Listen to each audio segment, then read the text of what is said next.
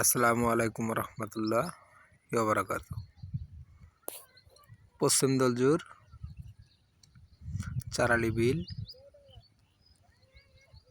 চারালি বিলের মাঝে মাছ ধরতে এসেছি। রিং জাল বসানো হয়েছে, অনেক মাছও পেয়েছি।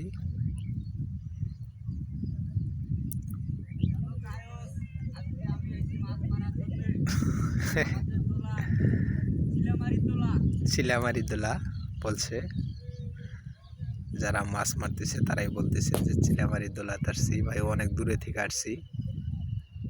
দর্শক দেখেন, বিলটা অনেক বড় একটা বিল।